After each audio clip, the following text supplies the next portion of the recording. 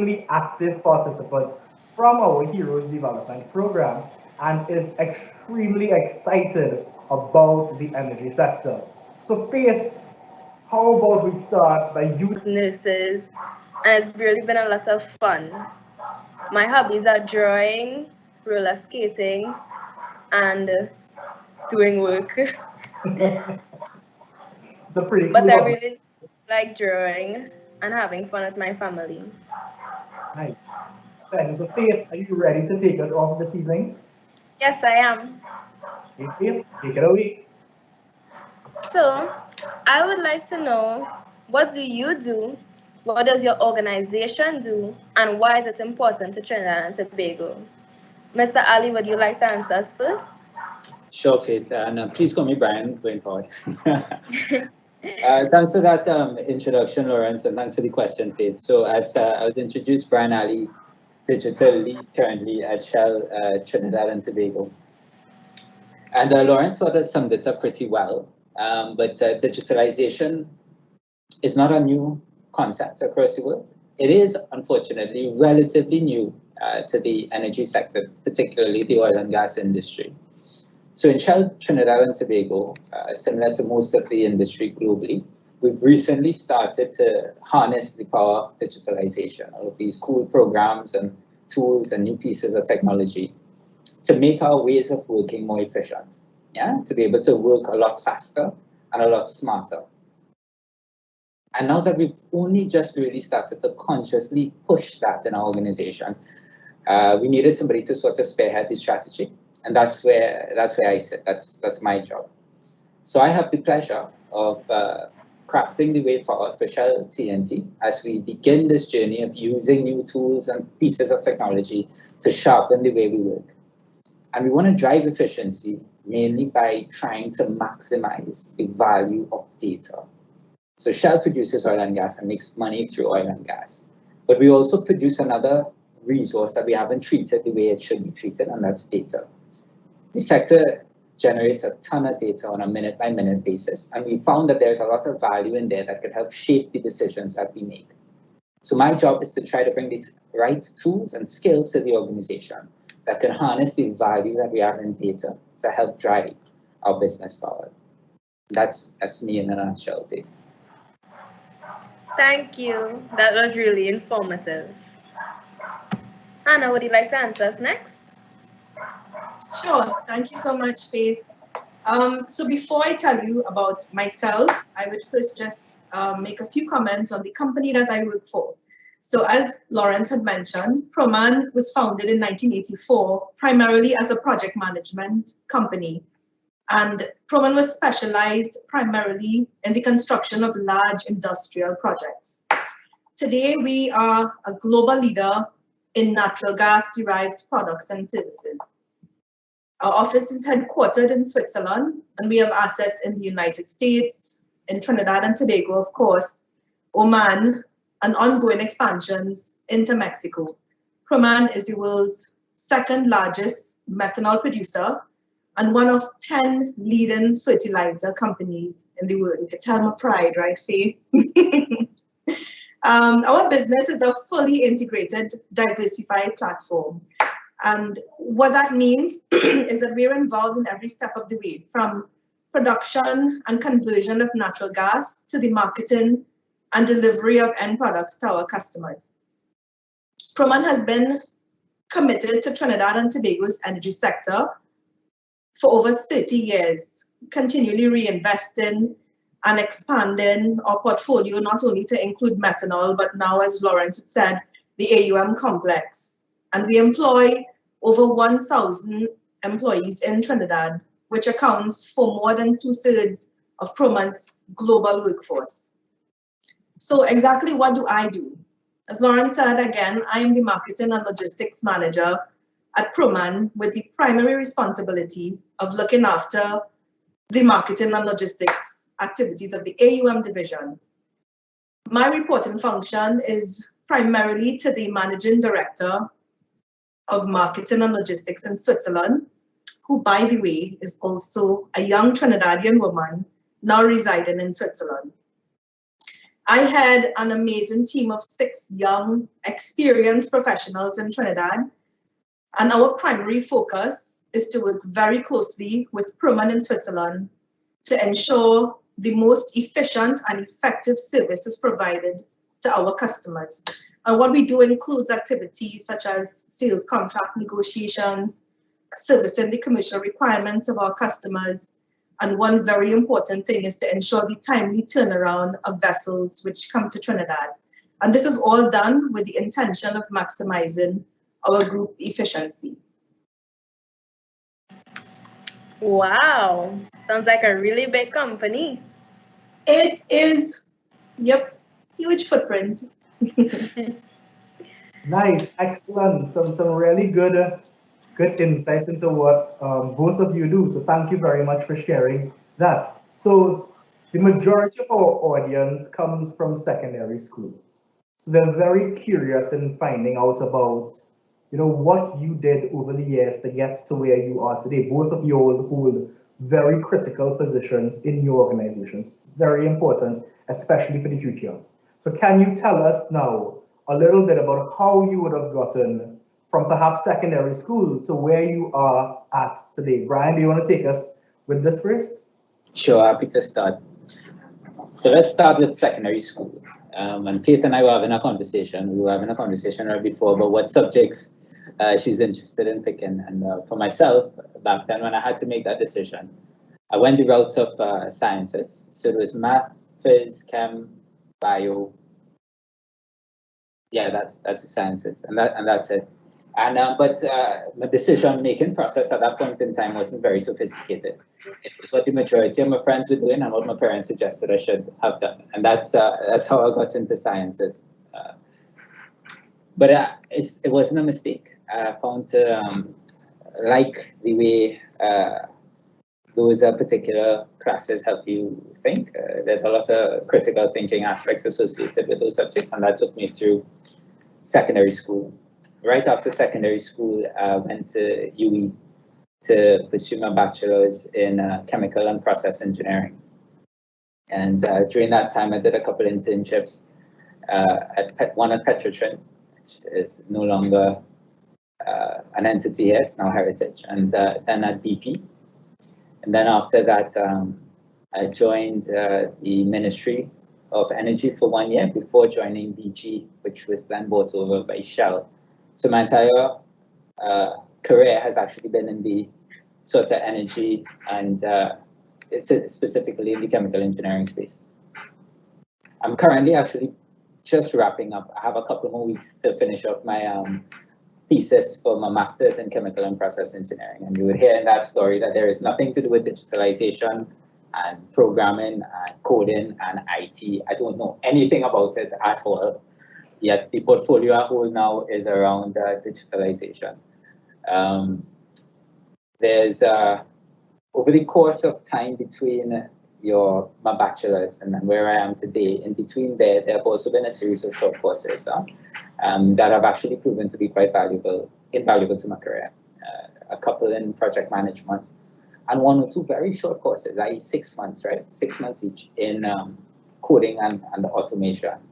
And that's the only sort of formal experience that I have when it comes to, formal training I have when it comes to the space of digitalization and IT. That's been my journey to date. Brian, if you don't mind me asking, how old are you? I am 31. Okay, so 31, but your life thus far has just been continuous learning. It has been continuous learning. That is absolutely right. It has been. So I have a question spinning off from that now.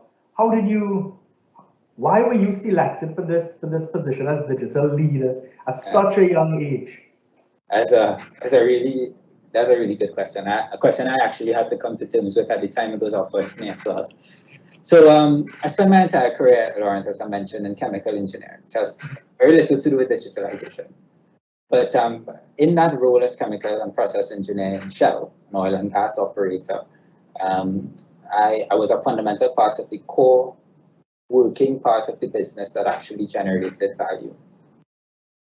Right after that role, I had the opportunity to sit alongside our country chair as his business advisor for about 18 months. I'm still holding that portfolio as well. And during this time, we've been crafting the forward-looking 10-year strategy for Shell in Trinidad and Tobago, because there's a strong commitment to continue to grow the operations here in TNT for Shell. And part of that was about how we can be a resilient and sustainable company, given all the things that are happening in the macro climate. Oil and gas prices are low. COVID has come, and there was a time earlier in this year when the oil price actually went negative, which was unheard of.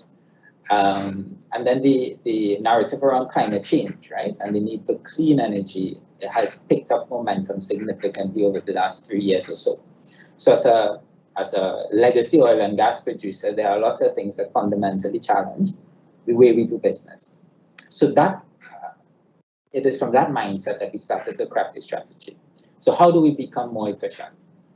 Looking around the sector, beyond the energy industry, technology has flourished in many other parts, right? I mean, Amazon, Google, that's the easy ones that you hear about, but even in the smaller companies that make them very, very efficient. They can do a lot more with the same subset of people that we might have, but they use artificial intelligence, machine learning, and some of these fancy digital terms to really transform the way they make decisions and quality of the decisions that they make to move the business forward. So we wanted to emulate that. We needed to bring that to Shell. Otherwise, we will find ourselves in a few years' time like Blockbuster, which Faith, you probably never even hear about before. And we don't want to be a company that you don't hear about in 5 years' time. So we started to conceptualize that strategy. So while I was working with him on building out how we would proceed with digitalization, and given the fact that I have just a couple pieces of experience in it from those 2 short courses I did, you would be surprised to learn that within Shell, the oil and gas, a company full of engineers, there aren't actually a lot of people who come with that experience in academia of computer science, right? So the bar from that technical perspective was actually quite low. So at the start of this year, I assumed the role as a digital lead, and I fit the portfolio because I have a very strong understanding of the direction that Shell wants to go in TNT. I have a passion for what digitalization can do to improve the ways of working. Having worked as a process engineer in an archaic system where I did too many things manually that I knew a computer could do for me all by itself, I just knew that there was something more to marry those 2 spaces to really change the way that we work. And I think it's really that passion for change that landed me the role. Excellent. That is really great to hear that forward-thinking approach, that perspective of bringing in younger people with this whole focus on sustainability and resilience and what's going to happen in the future, and then empowering the people in the organization to really lead the change that is needed. So that is a fantastic story there, Brian. I just want to tell the people tuning in on Teams, on Facebook, that you can feel free to put your questions in the Q&A box on Teams or on the on the YouTube chat, and we will see your questions and we will try our very best to get your question answered during today's session. So Hanna, over to you now. How did you get to where you are today? Okay, so for me, it was during my very early teenage years. I had a desire to work in the energy sector. And you will not believe how this came about. It was as simple as I was visiting some relatives who lives in California, and California, Faith, is just on the outskirts of the Point Lisas industrial estate. And I was amazed by the night lights. I mean, if you see Point Lisas lit up at night, it is absolutely beautiful. And it was as simple as that. The way I put it is that the lights guided my path. So after completing my O-levels at San Juan Government Secondary, I immediately started working for 2 reasons. One, I couldn't afford to do A-levels. or attend university. And two, I knew I couldn't afford to just do nothing. So I started working. My first job was in 1996. It was as a sales attendant at a clothing store. And then I moved from jobs, you know, each one being slightly better than the one before. But in 1998, I took my first loan to commence my studies. And my boss at the time was very, very instrumental in guiding my choice of what professional program I should start. Because to be quite honest, even then I was clueless about what I wanted to do, and more so what I could afford to do. So I commenced the ABE program. That's the Association of Business Executives. It's a diploma in business management. In January 2000, I joined the Massey Group, and I was blessed to work with some of the most amazing mentors and some of the most amazing minds in the industry. Still not knowing exactly what I wanted to do at that point, I was in the accounts department. And so when I completed ABE, of course, I took another loan and I said, okay, I could do my final year in a degree because ABE will exempt me from year 1 and 2 of a bachelor's. So I thought, okay, the natural step would be to do something in finance because I'm in the accounts department. So I did a degree in business and finance with the Heriot-Watt University. And I continued working at IGL for almost 10 years. And I completed my first degree in there, of course. All while working and studying, needless to say, it was indeed a challenge because now you're talking about you don't have a car, so you're taxiing to work, then taxiing from work to school, then taxiing from school to home. So, you know, it was a challenge, but I mean, I always held firmly in my belief that it will be worthwhile, it will be worth it. So I think maybe like about 6 years ago, well, actually in 2009, I started with MHTL. And maybe about 6 years ago, I started my MBA. And I also completed that while during my time here at MHTL. And yes, it took 6 years because for me, my job always took precedent over my studies because I was working and this is what will be financing my studies. So I had to be sure no matter what I do, nothing came in the way of getting my job done. Absolutely nothing came in the way of getting my job done. So yes, it took 6 years to do an MBA, but I'm actually proud of it because there's so much benefit. I see so much benefit in working while you're studying. So in summary, Faith, to answer your question, how did I get to where I am? I mean, I think it was simply based on faith, hard work, personal responsibility, humility, and integrity. And I don't regret a minute of my path.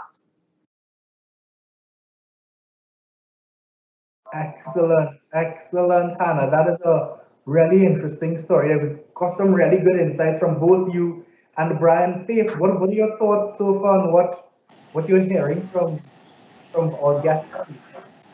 It's really informative and interesting to hear about the experiences that they've had. Nice, excellent. So what do you think you want to hear from them about now?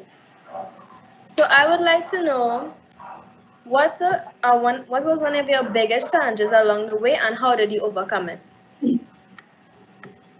Hannah, would you like to answer us first? Sure. So my biggest challenge in my life and in my career came in 2009. I was 3 months into being married and I was offered, like I said, the most amazing opportunity to work at the Proman family of companies at MHTL. Of course, given how much I trusted and respected my mentors and my leaders at the time, I discussed the opportunity with my then CEO at Industrial Gases. And he said to me, Hannah, you cannot turn this down. So in August 2009, I was married for 3 months, as I said, unemployed and uninsured for 6 days between jobs, between moving from IGL to MHTL. And as luck will have it, while I was going to do my pre-medical, because of course you have to do this medical before you start any new job, I fell and I suffered a spinal compression fracture, which means my T11 spine bone is 2/3 the normal size. I wouldn't go into too much details of that story, except to say that it was the scariest time of my life. My gracious boss, the then Mr. Dennis Patrick, he was kind enough to hold my position for 3 months until I was able to work again, because of course I was bedridden for at least a month. You could barely move, and before I became mobile, you know, it will take a total of 3 months. But it was a lot of therapy, and you know, I worked really hard. So fast forward to the first day on this new job. Now, if you have any understanding of the shipping industry, which Faith, I will be so happy to share with you one of these days. In this industry, we call it a special lingo. So on my first day, we were meeting with the vessel owners. So these very big 40,000 ton vessels, we were meeting with the vessel owners. And I understood almost nothing that was going on. It was terrifying, to say the least, as I was no longer in my comfort zone where I knew my job to the back of my hand. I could, you know, rattle anything on the phone and get things done quickly. So it was terrifying. What I did next is I called my ex-boss and I said, this is not going to work for me. This is not what I do. This is not what I know. You know, I am not comfortable here. You know, and his response really stayed with me. He said, Hannah, I believe in you and you have to stay the course. And so I did. Here I am, 11 years later, absolutely loving what I do. And how I overcame it was really by simply believing in myself, you know, having that confidence that I can do this if I really want to. You know, of course, it goes without saying that the immeasurable support from my husband, my parents, and my siblings, it was really the foundation for me getting back on my feet. You know, Faith, is always easy to conform and react to what is before you. But during the challenging times in my life, I have always held on to faith, knowing that it will get better. If I persist and I stay believing, all will be well. But along with faith, you must have a vision for your life. You must be able to see, you know, have an idea of where you want to go. You don't have to have all the answers. The challenges actually gave me a greater appreciation, you know, for life and for the people who supported me. And one of the most important things that came out of it is that, you know, I developed an attitude, you know, they have this saying, an attitude of gratitude. Well, I developed that for most of the things that I face in my life, you know, just grateful for the opportunities that would have come my way. That was really interesting. Thank you. You're welcome. Brian, would you like to answer us next? Sure, Faith. So my challenge isn't really of a similar nature. I've been an introvert, right, for most of my life. Faith, you know what that is, right? Yeah. So that's not really a challenge or weakness, but for some reason, while growing up, I was often made to feel that it was, because I was naturally then very shy. So it was very difficult for me to speak up in meetings. In the early parts of my career, it was very difficult for me to get my voice in the room. And even among a circle of friends, there was a couple of strangers, and it was very difficult for me to feel like I fit in. And I felt more comfortable always on my own, on the inside in my room, locked up by myself. And you know, with time, I've come to learn that that is not a weakness. Being an introvert is not a bad thing, compared to, of course, being an extrovert. But there are some unique challenges that brings when you want to be part of a team and when you want to lead a team, that I've had to try to overcome. So, but my introversion goes a bit deeper, so because I sometimes get social anxiety in certain situations. I get really sweaty and hyperventilate and stuff like that. So I've had to learn to deal with that. The first time I started to consciously work on it was actually because of my father in Form 1. When I went to Naprima College in South.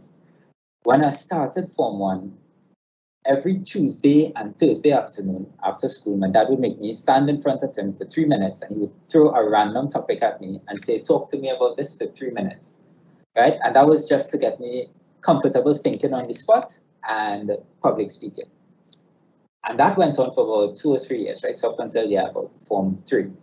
And he would force me, right? And I hated him for this back then, but he would force me into all of these, Faith, like how you probably volunteered to do this thing now, he would have forced me into this. I would have never wanted to do it, so kudos to you already for being it. But he would have forced me into things like this. If my cousin gets married and they have open mic, he would say, Brian, go up, and I would have to go. And over years, I learned the discomfort with doing it has never gone away. But I've learned to be comfortable experiencing that discomfort. So I know that when my hands start to sweat, I know that I just put it down and, it doesn't distract me anymore. When I start to feel uncomfortable, when there's an awkward silence, I know it's just part of how it goes for me. So I've learned to live with it. And I've just started to learn to live with it. I started to see the strengths in being an introvert. Quite often there are two sides to every coin, right? And one of the biggest things that I've gotten a lot of feedback on in the most recent parts of my career is that because you're an introvert, you don't go out of your way to talk, which means that you spend a lot of time actually sitting listening. And then when you do speak, it's often full of insight from everybody else, and you can pull and integrate a story quite well together. So an introvert often has the best last words in a meeting compared to an extrovert. I'm not making fun of extroverts or saying anything bad about extroverts, right? Hanna is an extrovert. But it's easier for us to spend time listening rather than spend time talking or thinking about what we're going to say next. And there's a strength in that when you want to lead a team and when you want to sum up and bring people together. So for those of you who might feel that being an introvert and being shy is a weakness, there's also a strength to it, and I encourage you to explore that among yourselves. Okay, well, I understand the feeling of being shy, but I'm always really confident. When I'm doing plays, I'm always a little shy, forget my lines sometimes. Even though I rehearsed it over and over again, I still forget a piece or stutter in between. But I've always been really confident in what I've been doing and always volunteering. If you have to model for the school, dance for the school, I've always wanted to volunteer. Even if I couldn't do it, I still watched and learned what to do. The next time, invite me to ask you questions and on how to. Nice and really good feedback, really good insights from both from both you, Brian and Hanna. I'm amazed. I mean, Hanna, you had so many challenges when you were now starting this new career. Brian, you had to go inside yourself and really find that courage and that determination inside of you, because it's not something to overcome. It's who you are. So it's really embracing who you are and finding your strength. So I think those stories and those insights would be very helpful to the young people looking on in today's session. So coming off of the challenges, I'm really excited to know from both of you, what was one of those best experiences that you've ever had in your career? Hanna, you want to take us with this? Sure, Lauren. The rain just started falling, so I hope it doesn't affect you hearing me. Just let me know. You perfectly well. Great. So my best experience was actually very recent. It was as recent as last year.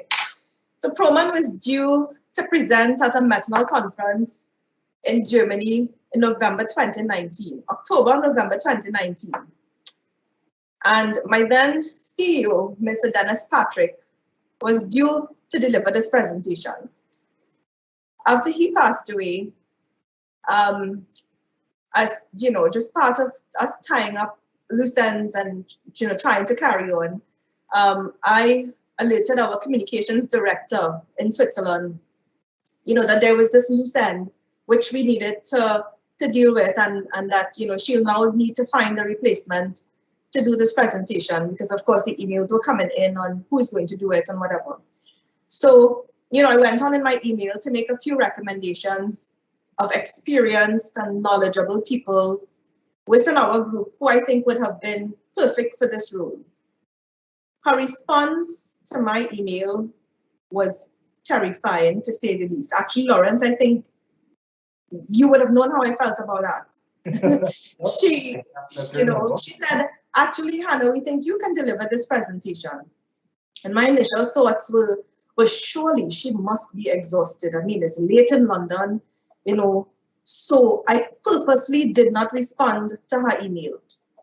The next day, bright and early, when I knew it was early her time and very early my time, I responded and I reiterated my response. I said that there were several capable executives within the group who would be so much better suited just because of their experience, speaking to crowds. And so I reiterated my recommendations.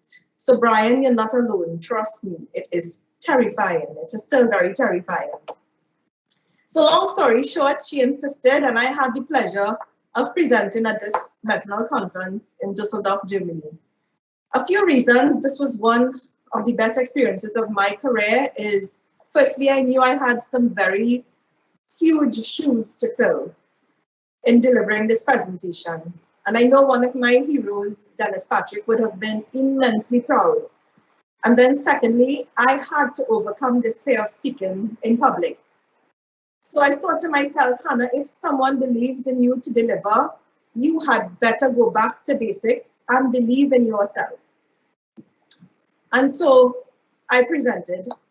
And one of the high points for me, I remembered, was pinpointing on the map at the start of this presentation, the location of our beautiful twin island. And as you know, Faith, Trinidad is literally a dot on the map. And to speak of our diverse culture, the warmth of our people, our global presence, and Proman's investment in 5 methanol plants, 7-plant integrated heroism complex, for me, that was such a proud moment.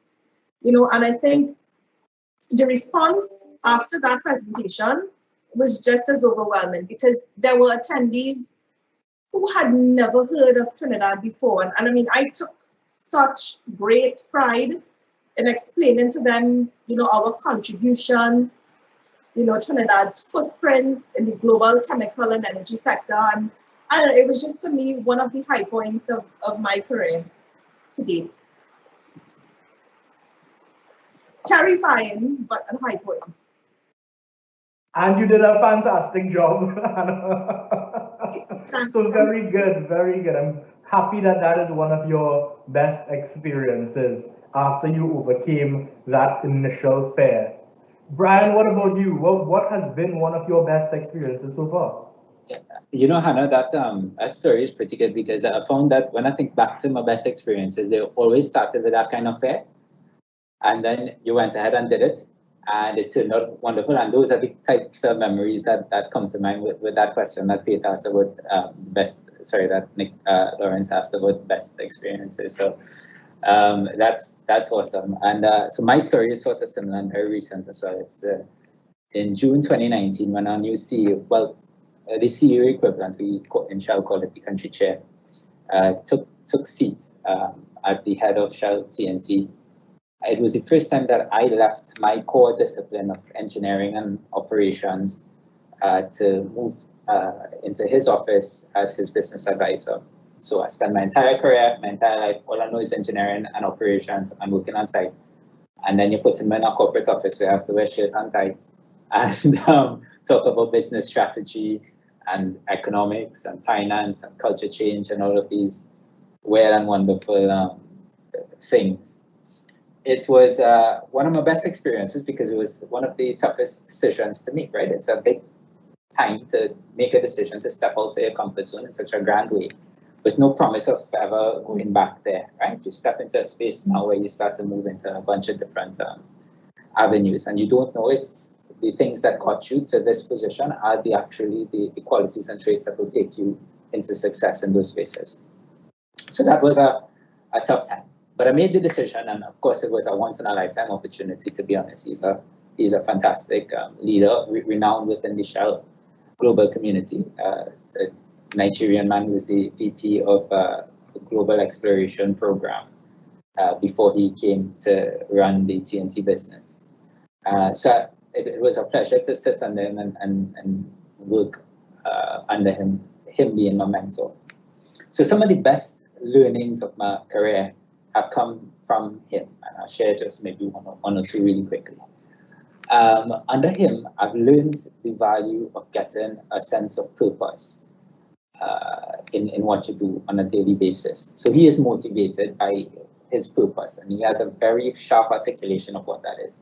Under his mentorship, I've been trying to craft my own, and it's starting to look something like I want to make a difference specifically to TNT, to create an environment where the generations to come, including my future children one day, can really experience the breadth and depth of their potential and creativity, right? That's sort of the environment that I want Trinidad to be and feel like.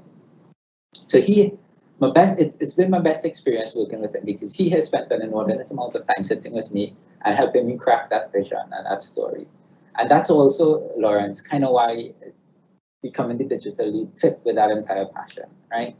It's probably too late for some of us to learn how to talk to computers in the way Faith and others in her generation might learn to and be able to.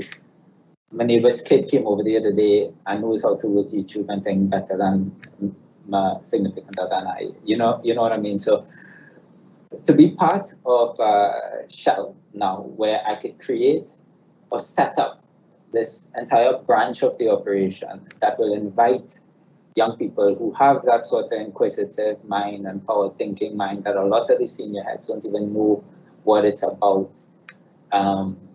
This has evolved over the last 18 months to be my best experience with that, to see where it's going in the future. And it gets me very excited. Nice. Some really fantastic feedback. I am a huge fan of setting everything in your purpose. And once you understand what your purpose is, and that helps you to really add value in whatever you're doing, because it comes from your very being and what you're passionate about and what you care about. So this story, I think, has been fantastic. Faith, you heard about their challenges, you heard about their best experiences. What has stood out for you so far from them? Well, but the thing that stood out is Hannah's injury, how she went through that, and she's still here doing a lot. Faith, we lost you there. Sorry, Yeah. my bad. How she's here trying. I've heard the saying, if at first you don't succeed, try and try again. And I've really taken that into consideration, because I've always, I gave up. I give up really fast. But when I heard that saying and I listened to people, I really try. I do things and I just give up at first, and then I just keep trying and trying until I get better and better at it. So these things are really fascinating to me. Everything they're saying are fascinating to me, and it's really interesting to hear what they have to say. Nice, good stuff, yo. So Faith, what do you want to ask them now? Well, I would like to ask them, what do you see as one of your biggest upcoming energy challenges, and how do you think we can all overcome them together? Hanna, would you like to answer that first? Sure. So I will start by speaking specifically to the petrochemical markets, because this is the market in which we operate, in which Proman operates primarily. And I'll speak about what it means for us as a country and what we can do to overcome it. And as a starting point, we must remain competitive in order to remain relevant and compete globally. It's as simple as that. And one of the ways I think this could be achieved is ideally by increased collaboration among all stakeholders throughout the entire value chain to ensure that Trinidad and Tobago remains relevant in this global market that we operate in. So Faith, what I'll do is I'll share with you one of the things that the Proman family of companies have been working on, and that is promoting methanol, which is one of our primary products. It's promoting methanol as a fuel alternative.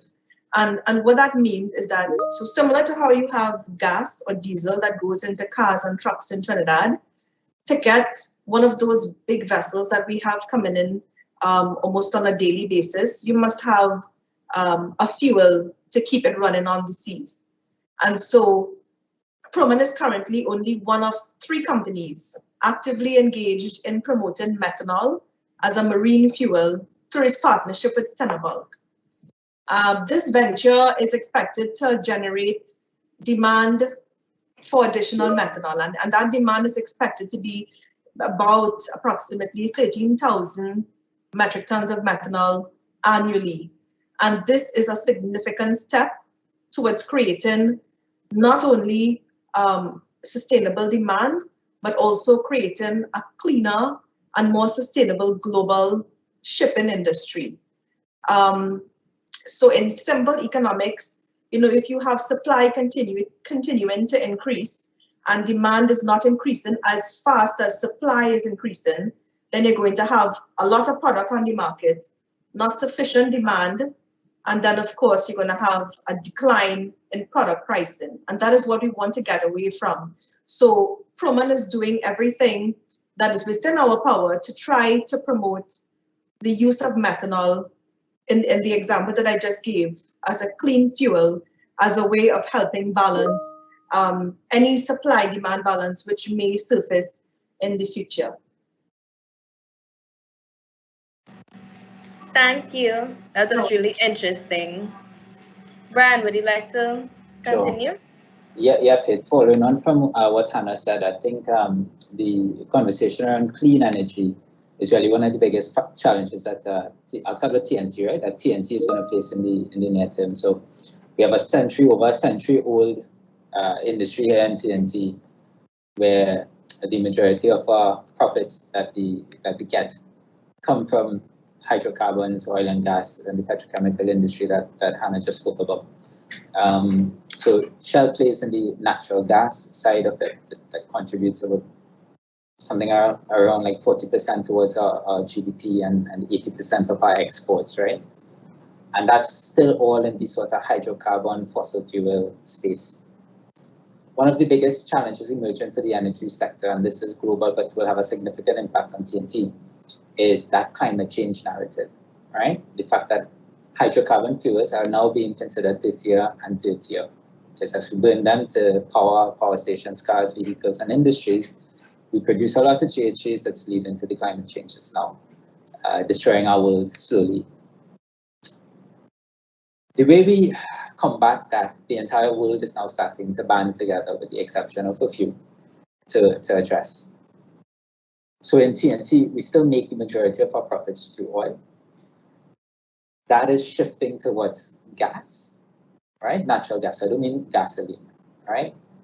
Oil and natural gas are two different phases of the same fuel, basically, right? But natural gas is considered to be significantly cleaner than oil. When you burn it, you release less greenhouse gases into the atmosphere, right?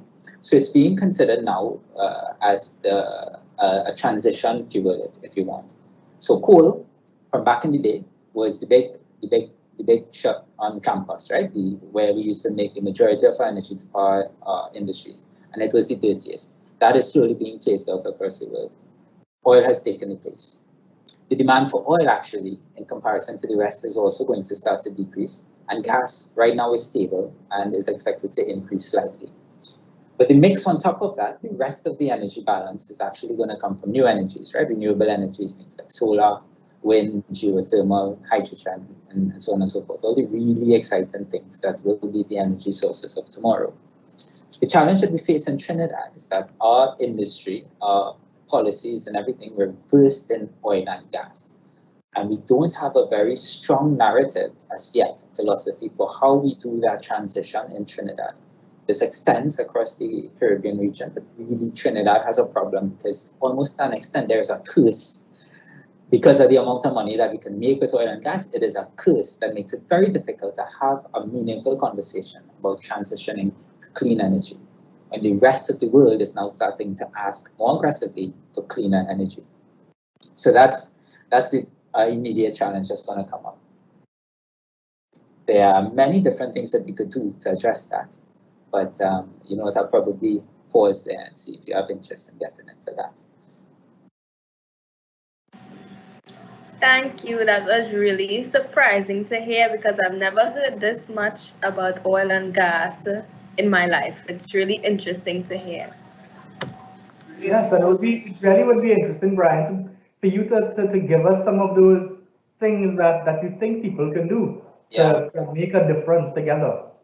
Yeah. So, I mean, oil and gas, like most of the commodities in the world, works against a supply-demand balance, right? A standard philosophy.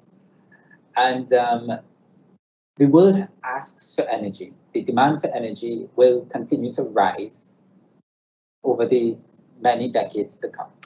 The world does not, the world as in you and I, me, Hannah, we don't really care in our home whether it comes from oil or nuclear or what, which is a problem by itself, right? We don't know much about the source and we don't care too much about the source, but we know we need energy. So that is a given. The need for energy is going to continue to be there. But with this climate change narrative, more and more people, more and more consumers, more and more individuals such as ourselves, faith such as yourself and your generation, this is going to impact you actually more than it will the rest of us, are asking for cleaner energy. Because while it's nice to have the AC on, we don't like the fact that we put in so much GHGs in the air that outside getting hotter and hotter. Kind of counterintuitive. So the general population now is starting to ask for cleaner energy. As an individual, this is about being environmentally conscious. In Trinidad, our politics are driven by the social narrative that we set up, for the most part, right? And we're known, sadly, or not in TNT, for not being as vocal as a population, right? We don't advocate that much for the things that we really believe in deep in our heart. We make a little bit of noise, but we're known as one of the happiest countries on earth, so we make a little bit of noise on social media, and that's about it. But what I'm asking then of the generations to come, and I wish I do more as well, is that we put more pressure. You all are very social savvy. We put more pressure into the social space of Trinidad and Tobago to invite and encourage more conversations about making environmentally conscious decisions. Hopefully that in time influences our politicians to also have more and more of those conversations, and not just among themselves in TNT, but across the Caribbean region. Because like Hanna said, it's only with getting all the stakeholders involved we could tackle a problem like this. And our peers in Barbados, our peers in St. Lucia, there is a lot of opportunity as a Caribbean region where we can make a difference in changing the way the energy mix in this particular region sits. So my ask then back to Faith and all her friends is about getting a bit more familiar with that context of what climate change is doing, about what environmentally friendly energy sources are, and making a little bit more noise about it. And in time, I think the right conversations are going to be had at the right levels, and we're going to see a change.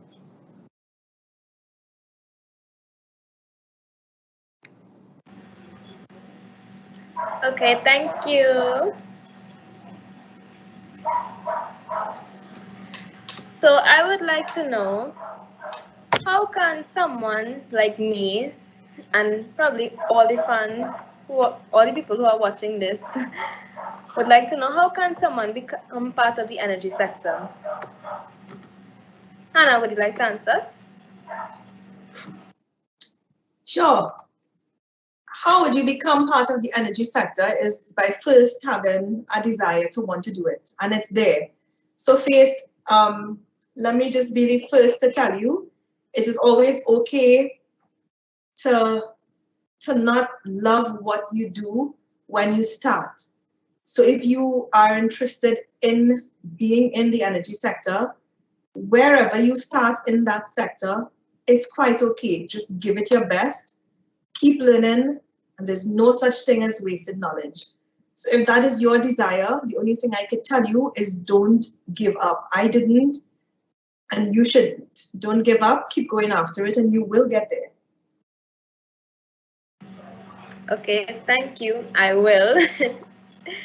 Brian would like to continue. Yeah, Pete, just keep doing what you're doing. I would have hired you into the energy sector if you asked me, actually. I already impressed with all your questions and level of interest and so on. But, you know, for the general group, I mean, I'm not going to tell you how to apply for jobs in companies and things like that. I like actually Hannah's response.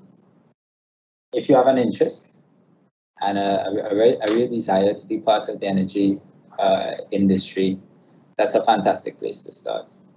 And I think Lauren shared with me the demographics of the audience, and we'll be figuring out right now some of the subjects that you want to do and maybe what trade you want to get into next, or degree, or whatever it is. I mean, the energy sector is quite wide, quite broad, so there's a lot of opportunities to get into different fields. I mean, you could get into the energy sector through marine on ships, you know, you could come in through trucks on transport, you could do engineering, you could do finance, accounting, all sorts of things, you know.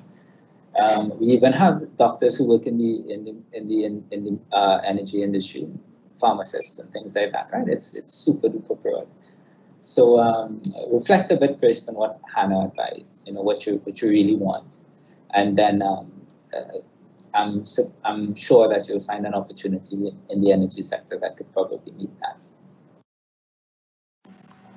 Thank you so much.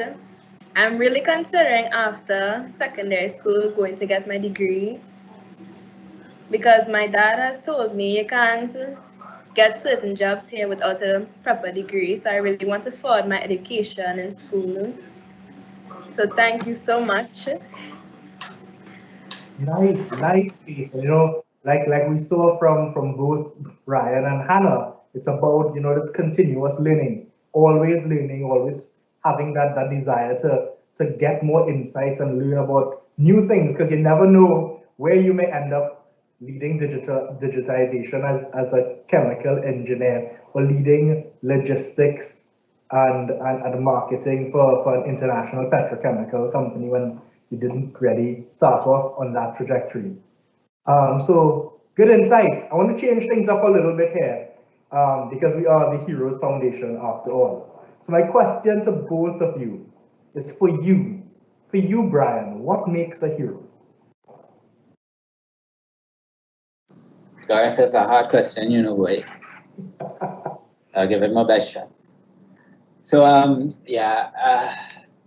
when I think back to the people who've really influenced me in my life, I bounce around from quite a lot of folks, but I think that what it's evolved to is one particular thing, and there's this aspect of balance that my heroes that I've experienced seem to have. So I'll give you an example.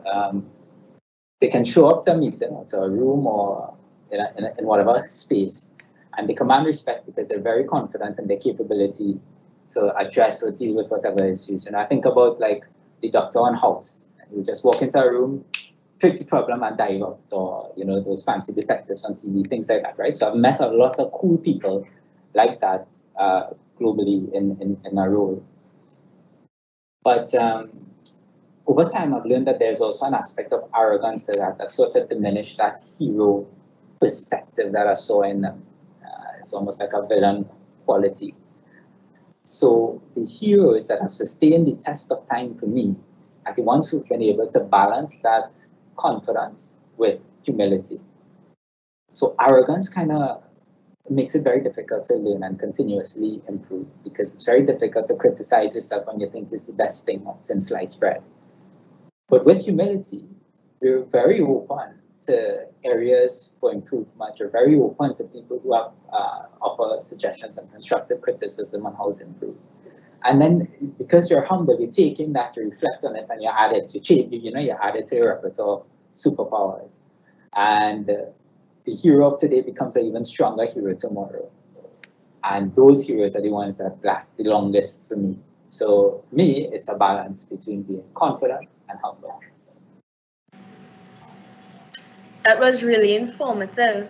So since we're on the topic of heroes, Brian, I would like to continue and ask you, who is one of your heroes and why? This is a hard one. If I pick my most recent hero, is actually the VP and country chair of Shell. And it's only because I've gotten to know him on a personal level. I never thought that the CEO of a company could be such a down-to-earth, humble human being who spends actually more time caring about the well-being and the culture in his organization than he does. He spends more time doing that than he does preparing for meetings with governments and ministers and customers and that sort of thing. He spends more time, like Friday afternoons, we have meetings that run a couple hours long every week, where we just talk about the pulse of the organization and how are people feeling, and he wants to make a difference there. These are the people who work under him, and he wants them to feel good. And that's a kind of superhero quality that I never thought I would come across in the workplace. And I hear some horror stories about other cultures and other companies out there, and not just in Trinidad, globally. And I think to myself, this man is really making a difference to the way this company runs, and it feels like a better place to be. I mean, you spend most of when you start working for it, you'll sadly spend more time there than you will anywhere else. And to know that the people who are responsible for that space care about making it comfortable, happy, peaceful, pleasant place, those people are heroes to me. So the most recent hero added to my list is actually my current VP and country chair. Nice. Thank you very much for sharing, Brian. Hannah, what about you? For you, what makes a hero? Well, Brian, thank you so much for that perspective. I mean, when I think of a hero, I always think good things, and you seldom pay attention to in every good thing. There could be a bad that needs to be addressed. And that's something that, I don't think very many of us will see off the bat. And so thank you so much for that perspective. But like you, I also see one of the sterling qualities of a hero as being humble, and is someone for me who has a very positive mindset, who is understanding and above all, authentic. For me, I must be able to have a conversation without being judged by somebody who I consider my hero. And of course, you must be able to walk that talk. So, yeah. Hannah, I would also like to know, who is one of your heroes and why? Well, this is going to be the shortest answer ever, because my mother is by far my greatest hero. I mean, if I could be half as selfless as she is, that will make me a superhero. I mean, like I said, one of her treasured qualities is humility, and I try to live that every day. I mean, I fall short, I know, but if I could be half as humble and half as selfless as she is, I think I would be a superhero.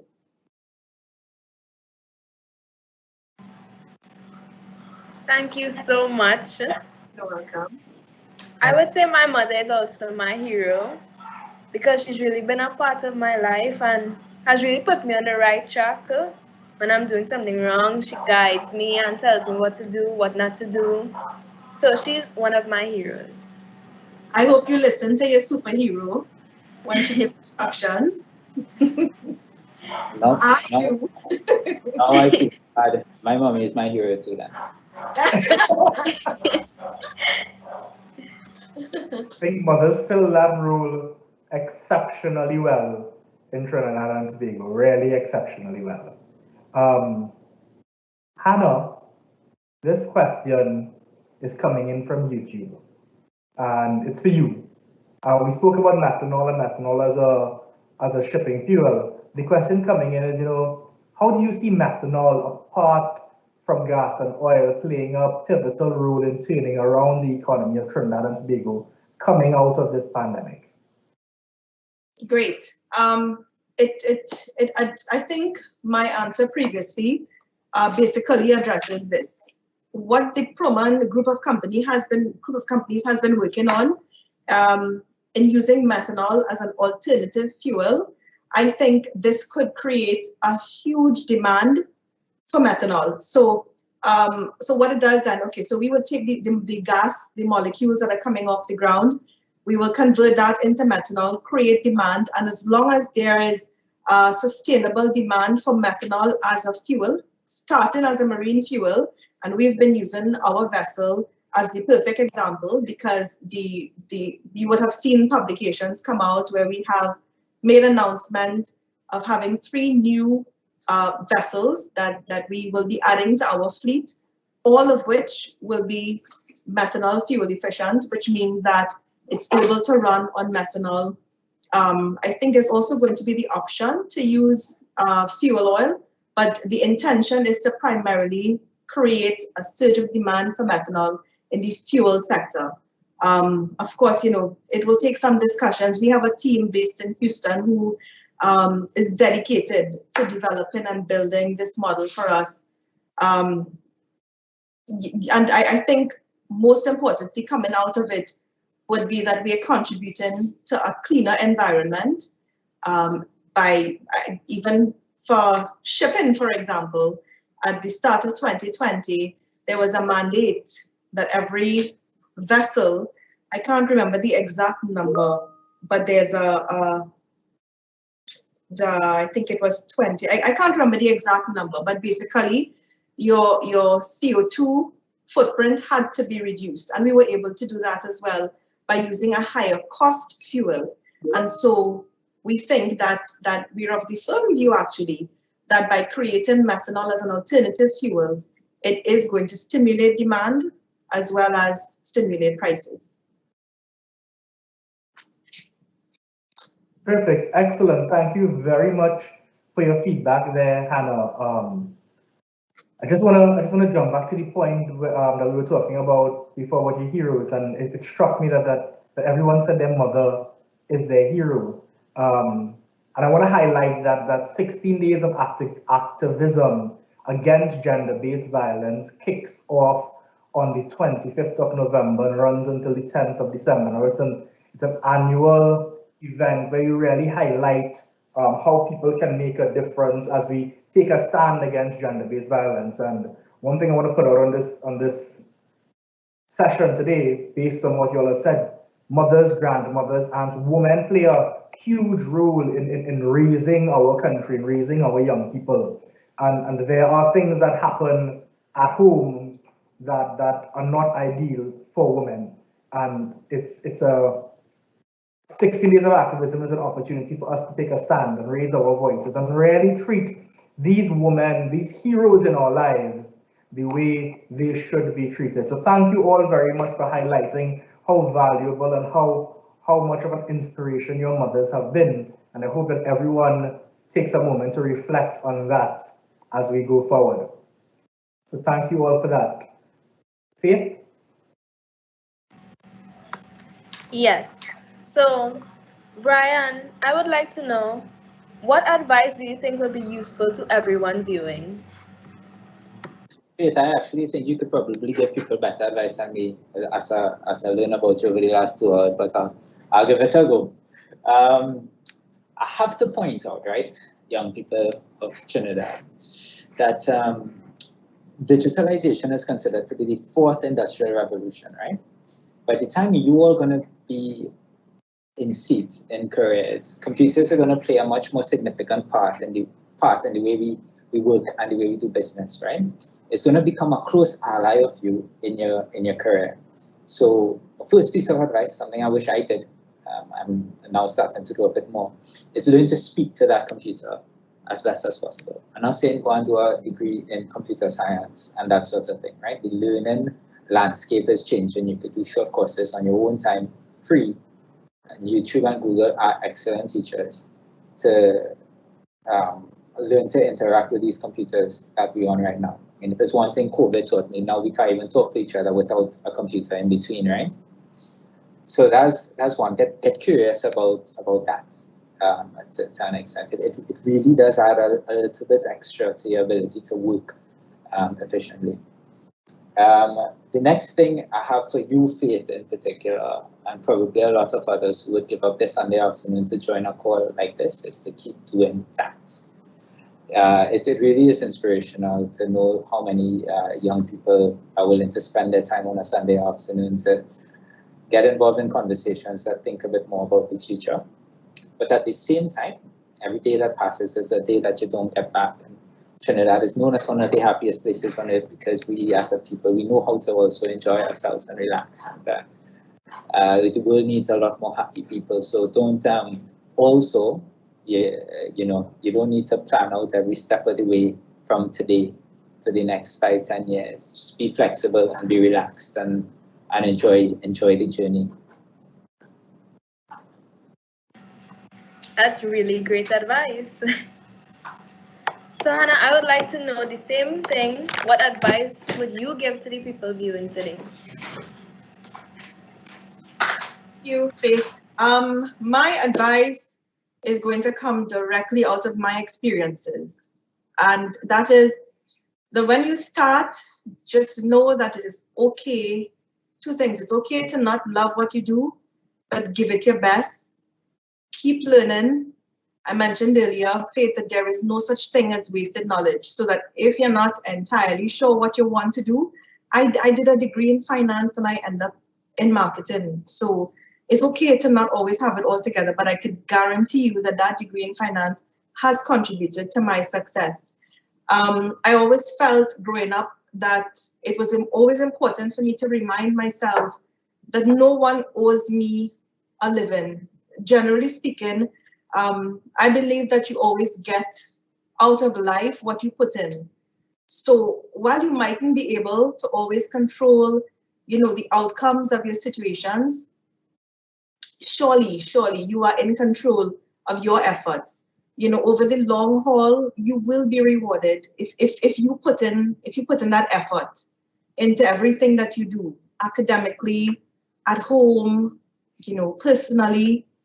So you don't need to have all the answers today, but you need to have a vision for your life. You need to have an idea of what you want, what you want for your life, not necessarily what you want to do, but be clear on what you don't want for your life. That's a good starting point. Don't limit yourself based on the opinions of others. I learned at a very, very early age as well to just block off negative opinions and, negative thoughts on who think it's too much of an investment and maybe that's not a good idea right now. Just keep pressing on because you are unique. Just be creative and continuously seek to develop yourself as a young person. Thank you so much. You're welcome. Nice. I'm going to jump in here with what Brian said and ask Faith. Faith, what advice do you have for the people looking at today's session? Well, my advice would be the same thing like everyone said, to believe and to go forth in what you're doing and really decide what you want to do or be in life. And even if you don't succeed or get your dream job, you must still try and do something that you would like to do. If it's not your dream, just something that you like and something that you're passionate about. So that would be my advice. Perfect. Excellent, Faith. Thank you very much. Hannah, Brian, you were both fantastic guests today. Before we wrap up, I just want to leave it open in case you all have anything else that you would like to say to the viewers looking on, anything that you'd like to say to Faith or myself or to ask us, anything at all before we wrap up? I just want to say, Faith, thank you very much for doing this interview. It was my pleasure to be your interviewee. And to the viewing audience as well, thank you for being patient and taking the time out of your Sunday. And just one last word of advice. Remember that there's no such thing as an ideal model for a leader. Be true to yourself, believe in yourself, press on, and just never stop living. Yeah, I'd like to echo that, Faith Lawrence. Thanks so much for bringing me along on this. It's really nice to see, the type of conversations that you're taking young people through. It's really remarkable, and I'd love to continue to be a part of it. And you could have your audience feel free to reach out to me if there were any other burning questions that they found interesting. I'll make time. Excellent. Thank you both so very much. I am certain Faith is going to take the pen on pulling together all the questions. But you're right, Brian, if anyone has any questions about energy, about the future of energy, about any topic that you heard today, reach out to us. We'll pull the questions together. We'll reach out to Brian, we'll reach out to Hannah, and we'll get the answers back to you. Because this is how we start to work together to make the changes in the society that we want and that we need for our future. So Brian, Hannah, thank you again so very much for being a part of today's session with us. Faith, thank you for being a spectacular co-host. Any last words before we wrap up? Lawrence, on behalf of Proman, thank you very much for giving us the opportunity to be a part of this. We greatly appreciate being able to contribute into the lives of our nation's youth. So thank you very much for that opportunity. Most welcome, Hannah. I would just like to thank everyone for letting me be the host today. It was really inspiring and it was really interesting to hear what everyone had to say. And thank you for your encouragement about forwarding my dreams. It was really nice. Thank you so much. Perfect. Thank you all very much. Thank you, viewers, for tuning in this week. We are back next week with our Heroes of Energy League Learning series. If you're not following us on social media, you should by now, because we have some really exciting things coming up. We also are partnering with McDonald's for McDonald's Great Day Initiative, where all the sales of Big Macs on Saturday the 28th, which is this coming Saturday, goes towards